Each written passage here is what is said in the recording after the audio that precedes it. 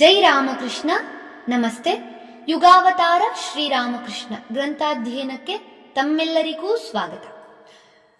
ಶ್ರೀರಾಮಕೃಷ್ಣರು ಕಾಮಾರಪುಕುರದಿಂದ ದಕ್ಷಿಣೇಶ್ವರಕ್ಕೆ ಹಿಂದಿರುಗಿದ ಕೆಲ ಕಾಲದಲ್ಲೇ ಒಂದು ಪ್ರಮುಖ ಘಟನೆ ಸಂಭವಿಸಿತು. ಅದು ರಾಣಿ ರಾಸಮಣಿಯ ನಿಧನ.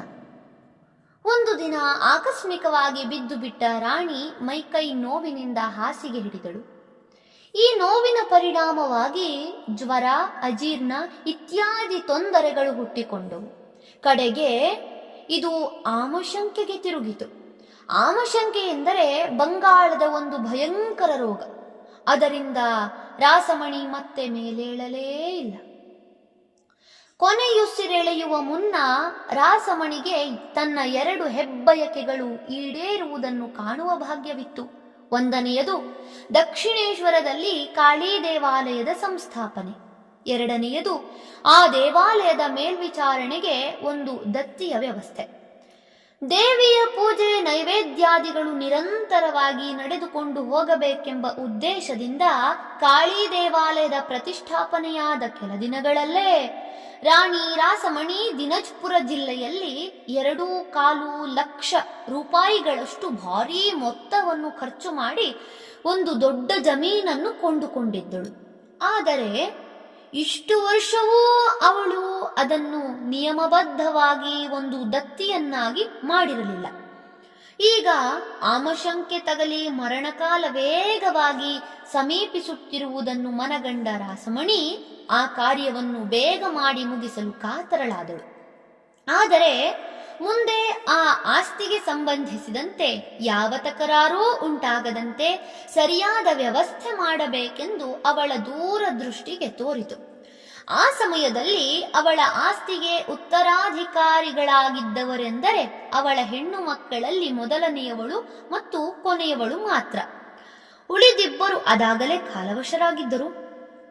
ಬೇರೊಂದು ಪತ್ರದಲ್ಲಿ ಈ ದಾನಕ್ಕೆ ತಮ್ಮ ಅಂಗೀಕಾರವನ್ನು ಸೂಚಿಸಿ ಸಹಿ ಹಾಕುವಂತೆ ರಾಸಮಣಿ ಇವರಿಬ್ಬರಿಗೂ ಹೇಳಿದಳು. ಕಿರಿಯಳೂ ಮಥುರನ ಹೆಂಡತಿಯೂ ಆದ ಜಗದಂಬದಾಸಿ ಆ ಪತ್ರಕ್ಕೆ ಸಹಿ ಹಾಕಿದಳು. ಆದರೆ ರಾಸಮಣಿ ಎಷ್ಟು ಕೇಳಿಕೊಂಡರೂ ಹಿರಿಯವಳಾದ ಪದ್ಮಮಣಿದಾಸಿ ಸಹಿ ಹಾಕಲೇ ಇಲ್ಲ. ಮೃತ್ಯುಶೈಯಲ್ಲೂ ರಾಣಿ ಇದೇ ಚಿಂತೆಯಿಂದ ಕೊರಗಿದಳು. ಕೊನೆಗೆ ಜಗನ್ಮಾತೆಯ ಇಚ್ಛೆಯಂತಾಗಲೆಂದು 1861 ಫೆಬ್ರವರಿ 18 ಎಂದರೆ ದೇಹತ್ಯಾಗ ಮಾಡುವ ಹಿಂದಿನ ದಿನ ದಾನಪತ್ರಕ್ಕೆ ರಾಸಮಣಿ ತನ್ನ ಸಹಿ ಹಾಕಿದಳು.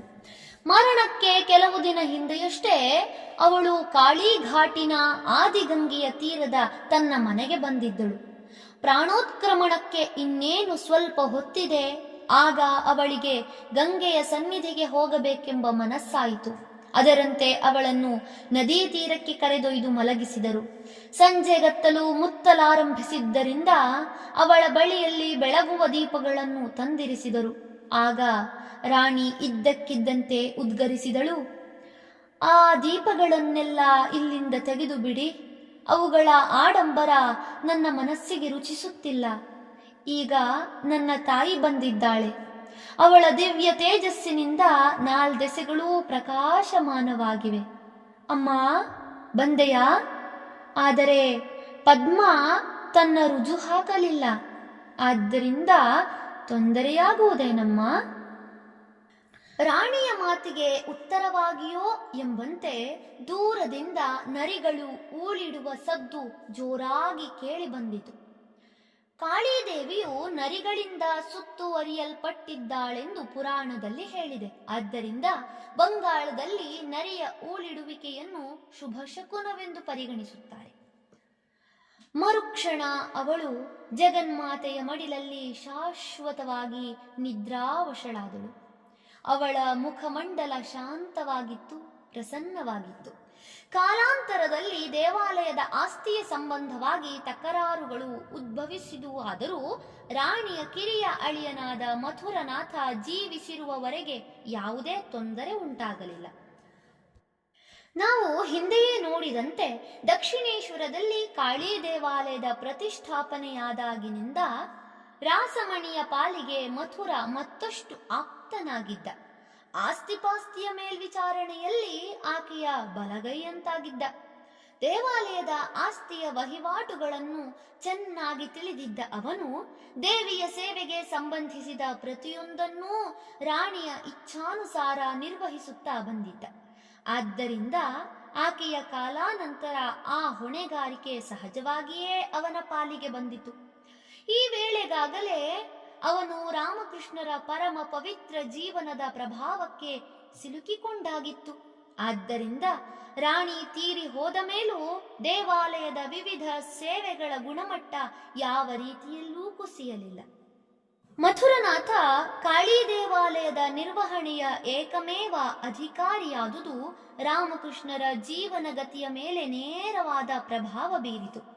ತನಗೆ ಈ ಅಧಿಕಾರ ದೊರೆತದ್ದರಿಂದ ಇನ್ನು ಮುಂದೆ ರಾಮಕೃಷ್ಣರು ಕೈಗೊಂಡ ಸಾಧನೆಗಳಿಗೆ ಬೇಕಾದ ಎಲ್ಲ ನೆರವನ್ನೂ ಒದಗಿಸಲು ಮಥುರನಿಗೆ ಅವಕಾಶವಾಯಿತು. ರಾಮಕೃಷ್ಣರ ಲೀಲಾಮಯ ಜೀವನಕ್ಕೆ ಸಂಬಂಧಿಸಿದಂತೆ ನಡೆದ ನೂರಾರು ಘಟನಾವಳಿಗಳ ಅನುಕ್ರಮಣಿಕೆಯನ್ನು ಗಮನಿಸಿದಾಗ ಅವು ಅವರ ಜೀವನೋದ್ದೇಶಕ್ಕೆ ಪೂರಕವಾಗುವಂತೆ ಜೋಡಿಸಲ್ಪಟ್ಟಿರುವ ಅದ್ಭುತ ವಿನ್ಯಾಸವನ್ನು ಕಂಡು ನಾವು ಬೆರಗಾಗುತ್ತೇವೆ. ಮಥುರನಾಥನ ಕೈಗೆ ಇದ್ದಕ್ಕಿದ್ದಂತೆ ದೇವಾಲಯದ ಸರ್ವಾಧಿಕಾರ ಬಂದುದೂ ಕೂಡ ಈ ವರ್ಗಕ್ಕೆ ಸೇರುವ ಘಟನೆ. ಇಲ್ಲಿಂದ ಮುಂದೆ ತನ್ನ ಕಡೆಯುಸಿರಿರುವವರೆಗೂ ಅವನು ರಾಮಕೃಷ್ಣರ ಸೇವೆಗಾಗಿ ತನ್ನ ತನು ಮನ ಧನಗಳನ್ನರ್ಪಿಸಿದ ರೀತಿಯನ್ನು ಕಂಡಾಗ ಇದು ಸ್ಪಷ್ಟವಾಗುತ್ತದೆ. ಒಂದೊಂದು ವರ್ಷವೂ ಮನುಷ್ಯನ ಜೀವನದಲ್ಲಿ ಸಾಕಷ್ಟು ದೀರ್ಘ ಕಾಲಾವಧಿಯೇ.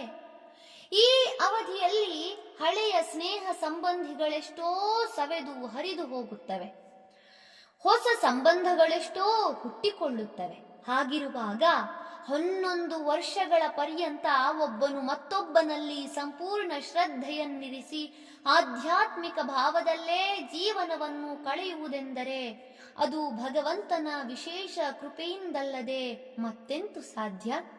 ಮಥುರನಾಥನಿಗೆ ಇದ್ದಕ್ಕಿದ್ದಂತೆ ರಾಣಿಯ ಸಮಸ್ತ ಆಸ್ತಿಯ ಮೇಲೆ ಒಡೆತನ ದೊರೆತಾಗಲೂ ಕೂಡ ಅವನ ತಲೆ ತಿರುಗಿ ಹೋಗಿ ಅವನು ಸ್ವೇಚ್ಛಾಚಾರದಲ್ಲಿ ತೊಡಗಿದ್ದುದೂ ದೈವನಿಯಾಮಕವೇ ಎಂದು ನಾವು ಗುರುತಿಸದಿರುವಂತಿಲ್ಲ. ಮಥುರ ಶ್ರೀರಾಮಕೃಷ್ಣರ ನಡುವಣ ಸಂಬಂಧ ಹೇಗೆ ಬೆಳೆದು ಬಂದಿತೆಂಬ ಕಥೆಯನ್ನು ನಾವು ಮುಂದೆ ವಿವರವಾಗಿ ನೋಡಲಿದ್ದೇವೆ. ಧನ್ಯವಾದಗಳು. ಇಂದಿಗೆ ಅಧ್ಯಾಯ 34 ಸಂಪೂರ್ಣವಾಯಿತು. ಮುಂದಿನ ಸಂಚಿಕೆಯಲ್ಲಿ ಹೊಸ ಅಧ್ಯಾಯವನ್ನು ಪ್ರಾರಂಭಿಸೋಣ. ಓಂ ಶಾಂತಿ ಶಾಂತಿ ಶಾಂತಿ. ಹರಿ ಓಂ ತತ್ಸತ್. ಶ್ರೀರಾಮಕೃಷ್ಣಾರ್ಪಣಮಸ್ತು. ಸರ್ವೇ ಜನ ಸುಖಿನೋ ಭವಂತು. ಜೈ ಶ್ರೀ